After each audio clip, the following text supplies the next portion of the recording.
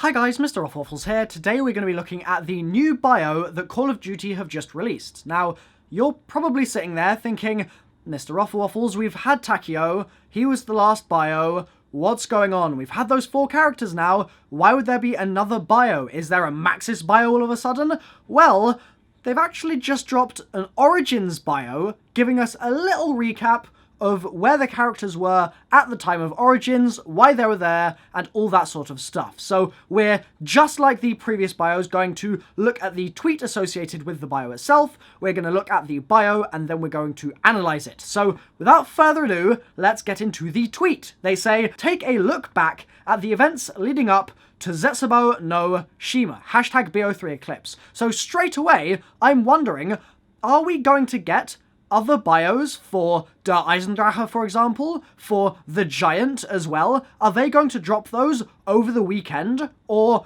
are they going to leave those maybe for future DLCs? Because then they can say, take a look at the events leading up to, for example, Volgograd, whatever that Stalingrad map is going to be called. And then they could drop a bio for Zetsubou No Shima and for Der Eisendrache and for the Giant or something along those lines. So this one is just an Origins bio, but maybe more to come over the weekend. That is the takeaway from this initially. Then the bio itself, Origins, obviously, that's great. Year, 1918, nothing untoward there. Location, Northern France. Again, that's exactly what we expect. I've been to the damn place. It's in Northern France, I can confirm. And then the bio is as follows. In a timeline separate from the lives they had previously known, Dempsey, Nikolai, and Takeo were each ordered to intercept the infamous Dr. Edward Richtofen on the battlefields of World War I. Little did they realise they would soon be forced to fight side by side in order to survive the onslaught of the undead horde. So, there are 2 things that I think about this bio that are worth discussing.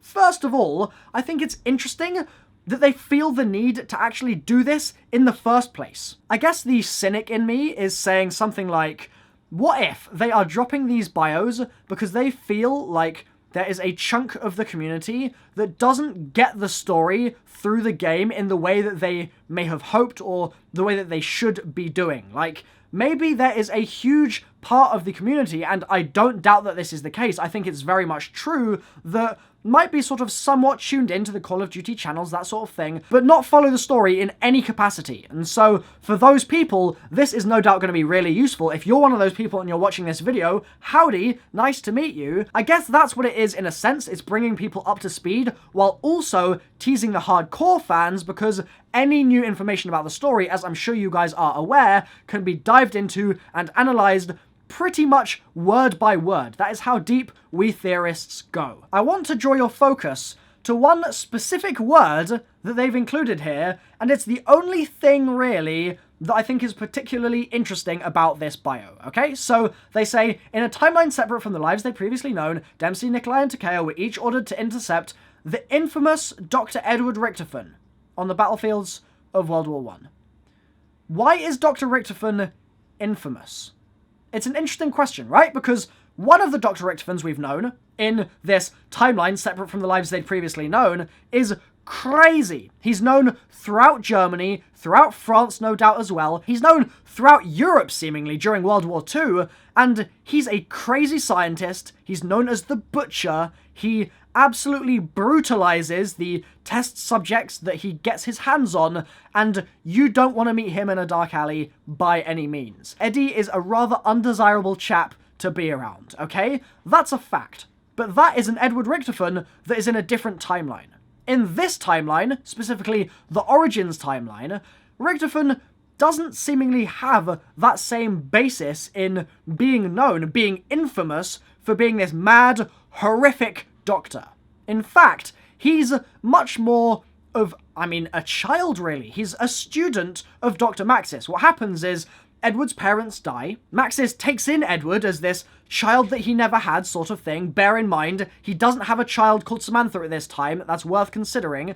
He takes Edward in, and what happens is, Edward is studying at Heidelberg. He's very bright and everything. Maxis is, this is debatable very much, but he's most likely a part of Group 935, but just not necessarily spearheading the organization, I would say. And then Richtofen comes into the group, makes other friends within Group 935, perhaps a more questionable sector of the group itself. Maxis starts to get a little bit worried, and that's basically what leads into Origins, where Maxis gets infected, has to be lobotomized by Richtofen, and there are some messages on Origins that essentially state, from Dr. Maxis this is, oh yeah, man, this Richtofen chap is, I mean, I really like him, he's a really cool dude, I've tried to take him under my wing, I've tried to lead him on the right path, but those peeps in 935 are leading him astray and I don't like it. And he really clearly has a connection to Richtofen, right?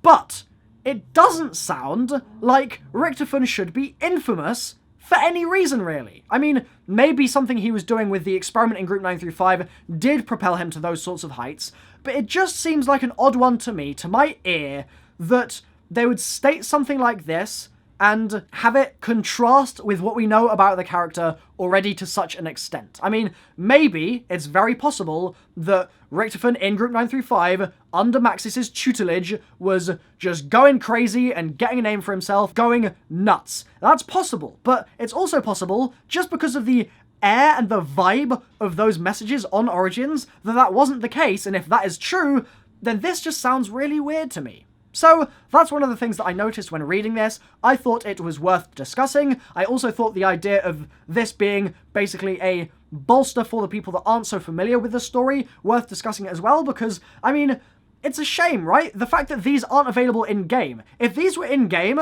it would be great, because any player, would have access to not only the character bios, but also a very, very brief and surface-level recap of what the hell is going on. At this point, some of the theories I see are so unbelievably wrong, and it's just because if you miss, like, one map in the story, it can completely change your outlook on the story. And it gets to the point where I miss things every now and then I say something and someone's like, no, that's objectively wrong and massively so. And I'm like, oh, right, I've got to scratch my head and figure out how to fix this theory then. So, you see what I mean, guys? I'd love for these sorts of things to be available in-game. It's like the Grimoire in Destiny, actually. Those pieces of lore were so interesting, but because you couldn't read them easily in-game on launch, people were like, well, I mean, I'm just not going to read the story then. I'd like to have this sort of told to me in the damn game, rather than having to go to external sources for it. That was the argument with Destiny, and that's what I would sort of say applies a little bit here as well. So I am all for getting more bios. I am fully 100% all for that. I'm fully all for getting character bios as well. I'm happy that that is a thing, but it might be nice for them to be available in-game at some point as well, just to make sure that everyone is indeed on the same page. So, thanks for watching, guys. I've been MrRoflWaffles. If you want to check out some early Zetsubou No Shima gameplay very soon, in a couple of days' time, before release, then I hope you're subscribed, and I'll see you very soon. Bye-bye.